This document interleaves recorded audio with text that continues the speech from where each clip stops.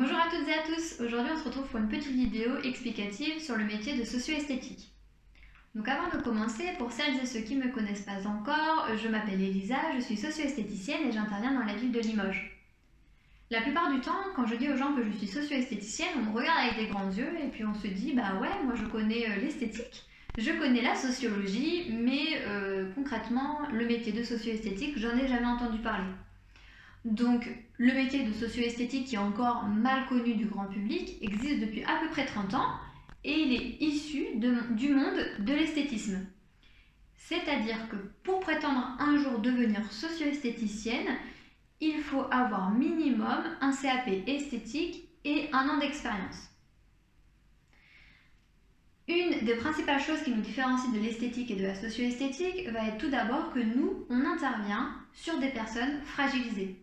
Donc ça peut être des personnes fragilisées physiquement, dues à la maladie, au vieillissement, à un handicap par exemple, des personnes fragilisées psychologiquement, comme la dépression, les crises d'angoisse ou les addictions, et des personnes fragilisées socialement, notamment dues à l'isolement, la précarité ou le chômage.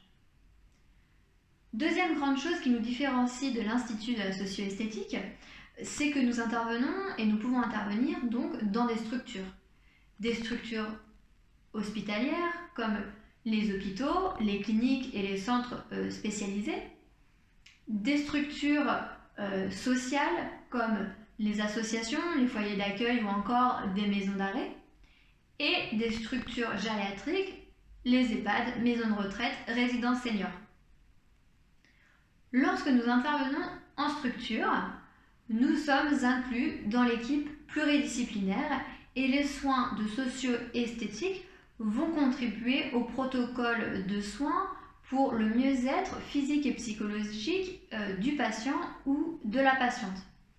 C'est-à-dire que lorsqu'une personne rentre à l'hôpital pour une maladie par exemple, on va lui administrer un protocole de soins médicamenteux et on va lui proposer de rencontrer différents professionnels qui vont justement, comme je vous le disais, améliorer et l'aider dans son mieux-être physique et psychologique, donc la socio-esthétique.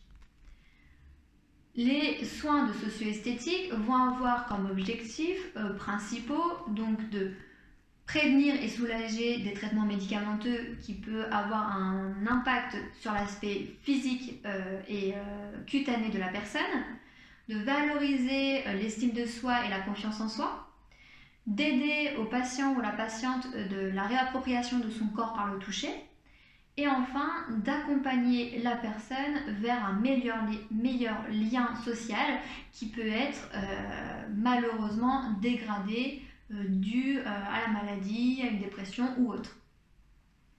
Pour cela, on va intervenir sur des soins individuels et des soins collectifs.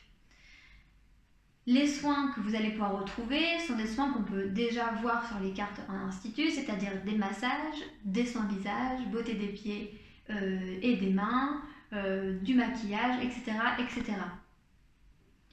Une autre chose qui nous différencie aussi de l'esthétique, c'est que nous intervenons avec des produits de dermocosmétiques, c'est-à-dire tous les produits que vous pouvez retrouver en parapharmacie comme Aderma, La Roche-Posay, Aven, afin de répondre à tout type de patients parce que nous intervenons principalement sur des gens qui ont la peau très fragilisée et des cosmétiques qu'on peut retrouver dans nos instituts ne seraient pas appropriés à ce type de clientèle.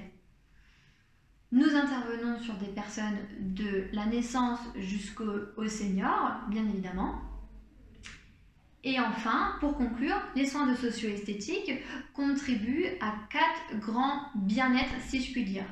C'est-à-dire le bien-être corporel, grâce au lâcher-prise, comme un massage par exemple. Le bien-être esthétique, avec du maquillage pour camoufler une cicatrice, encore une fois par exemple.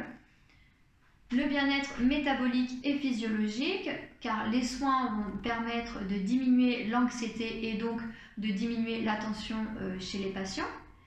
Et enfin, le bien-être sensoriel et émotionnel, parce que comme je vous le disais, les soins de socio-esthétique vont permettre de rétablir la confiance en soi et un lien social.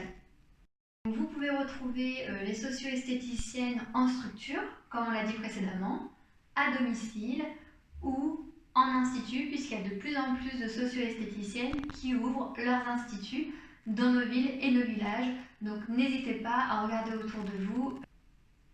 Voilà un petit peu pour vous donner un ordre d'idée du métier de socio-esthétique. Si vous avez d'autres questions, n'hésitez pas à m'envoyer un mail ou un SMS au 06 45 01 17 67.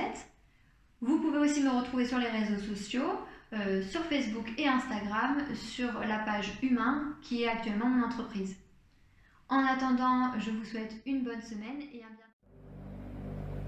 bientôt.